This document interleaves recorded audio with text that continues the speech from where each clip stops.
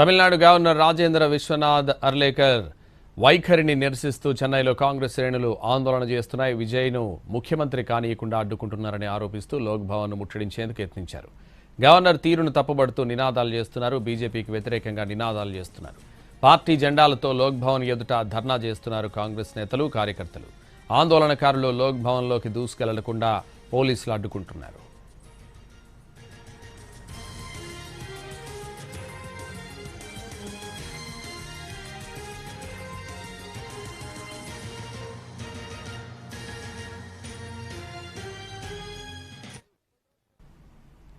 Tamil Nadu governor Rajendra Vishwanath Arlekar వైఖరిని నిరసిస్తూ చెన్నైలో కాంగ్రెస్ శ్రేణులు ఆందోళన చేస్తున్నాయి.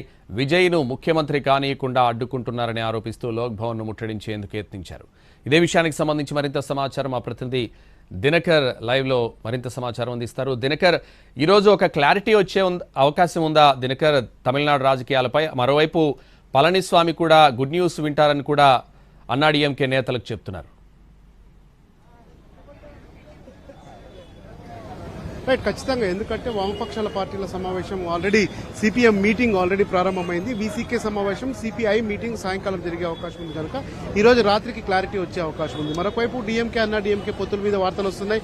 వారిరువు కూడా కలిపి సంకీర్ణ కూటమి ఏర్పాటు చేస్తారన్నటువంటి యొక్క వార్తలు కూడా బయటకు వస్తున్నటువంటి నేపథ్యంలో ఈ రెండు వామపక్ష పార్టీలు వీసీకి ఏం చెప్తారన్న తర్వాతనే దానిపై క్లారిటీ వచ్చే అవకాశం ఉంది. మరొకవైపు ప్రస్తుతం మనం ఉన్నాం కాంగ్రెస్ పార్టీకి సంబంధించినటువంటి నేతలు టీవీకే విజయ్ పార్టీతో పొత్తు పెట్టుకున్న తరువాత కాంగ్రెస్ పార్టీ తొలిసారిగా బహిరంగంగా చేస్తున్నటువంటి కార్యక్రమం ఇది.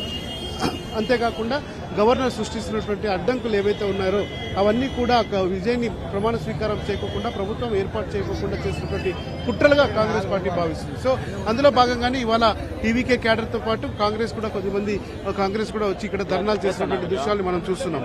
మొత్తం కాంగ్రెస్ పార్టీ నేతలంతా కూడా ఢిల్లీలో ఉన్నటువంటి కొద్ది కీలకమైనటువంటి నేతలు ఇక్కడికి వచ్చి టీవీకే ప్రస్తుతం ఎదుర్కొంటున్నటువంటి రాజకీయ సంక్షోభానికి భాగస్వామ్య పార్టీగా సహాయం చేయడానికి కూడా వారు మొత్తం ముందుకు వచ్చినటువంటి పరిస్థితి ఉంది. సో ఇక్కడ వీరు అంతా కూడా మద్దతు ప్రకటిస్తున్నారు. కాంగ్రెస్ పార్టీ ప్రధానంగా ఇక్కడ వచ్చి టీవీకే పట్ల అన్యాయం జరుగుతుంది, టీవీకేకి ప్రభుత్వం స్వీకారం చేయకుండా అడ్డుకుంటున్నారనేటువంటి ఒక ఆరోపణ చేస్తూ కూడా వారికి మద్దతు ప్రకటిస్తున్నటువంటి పరిస్థితి. చెప్పండి, ఇక్కడ ఎందుకు కాంగ్రెస్ పార్టీ